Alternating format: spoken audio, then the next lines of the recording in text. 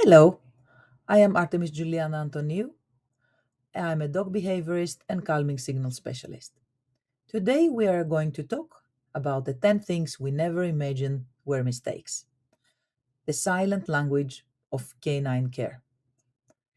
We do these things every day because we think it is love, but we need to look a bit closer. The first one, and the most common one, is the sit. We think it is simple, but they feel pressure. Dogs sit to calm a situation or say something. Sitting is a calming signal, and the dogs they want to inform other people or dogs that they mean no harm and that we have to slow a bit the things down. When we ask again and again for them to sit, we stop listening their language and we try to teach them ours. The next one is the noise from us, this prizing, like good boy, good dog, good girl, and all this constant talking, reinforcing. Many times they say, but it's positive reinforcing. Yeah, but still is force, is forcing. Dogs love to be calm. Dogs by nature are calm.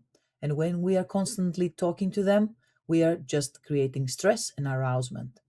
So, what they really need is calm and quiet.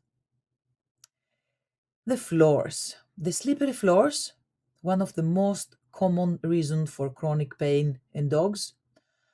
A home should not hurt.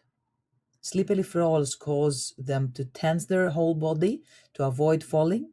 It creates silent chronic pain we never see. Imagine that you are walking constantly on ice. It's not so funny. It's very, very difficult, and the whole body feel tense. And when you do it for ice skating for 1 hour, even for 1 hour is a lot, but even then you feel so tired. Imagine if you need to walk and live like this in a place you call home. It's not fair and it's painful. The next one is the gaze. We believe that looking means love. Why? Because we human beings we are connecting more with the eye contact when we talk to each other, when we look our loved ones, we look in the eyes. But the dogs are not communicating with the same way. For dogs, eye contact is often pressure. Teaching them to look at us rises stress instead of trust. So if you make your eyes a bit more sweet and instead of looking into their eyes you can look a little bit further where is the nose or the ear, then it's more polite, then it's not so threatened. The calming signals: lip licking, turning the head, slowing down, shaking, scratching, many calming signals. As Turid Drugos teach us, calming signals are here to calm the situation and us down.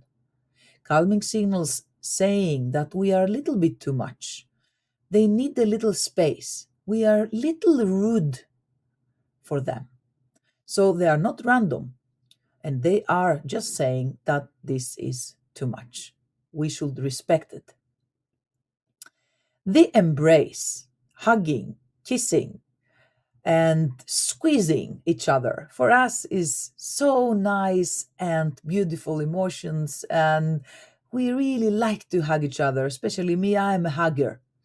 Many people they are not huggers, and for sure dogs are not huggers. For them a hug with our hands around their neck feels trap. It's not an affection. Being hugged or held feels tight and uncomfortable for the most of the dogs, even for our dogs. Even if we say, but my dog like it, try to look closer and you will see that many times your dog will turn the head, lip licking, or yawning and try to tell you that this is a bit uncomfortable. He doesn't like it. The touch, another big misconception here. Everybody thinks that it's so nice to pet the dog over the head. like this. For the most of the dogs, petting over the head is very uncomfortable. They don't like it and they feel threat. Most dogs prefer gentle touch under the chin or in the side of the neck or in the side of their body. And you know what? Before we guess, just take a step back and wait. The dog will come to you and will show you where the dog likes to be stroked or pet. You will be surprised when you hold your hand to yourself and the dog will come and will show you exactly where like to be petted. The next one is the choice. The choice to socialize, to not socialize, to say hello, to not say hello. Are you saying hello to everybody, every stranger on the street? No. Do you say to your child, oh, look, another child in your age. Do you want to say hi?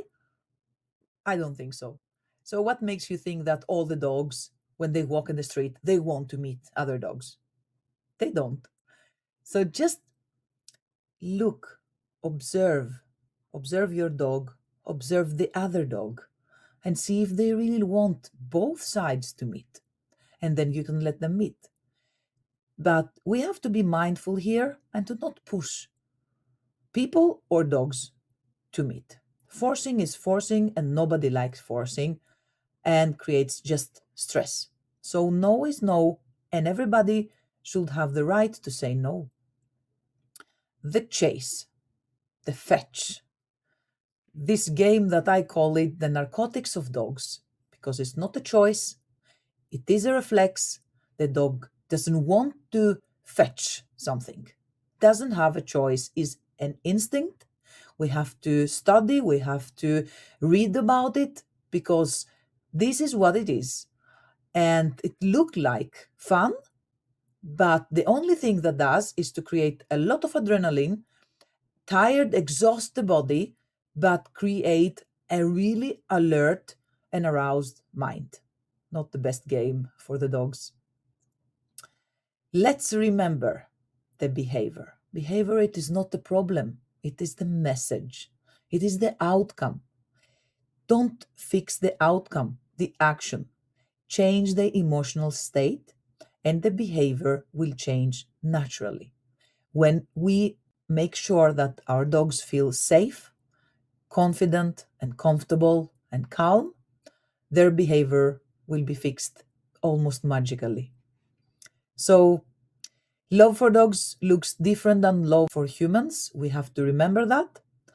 And it is the time to listen to the silent, or as I say, to listen with our eyes, because the dogs talk with their bodies.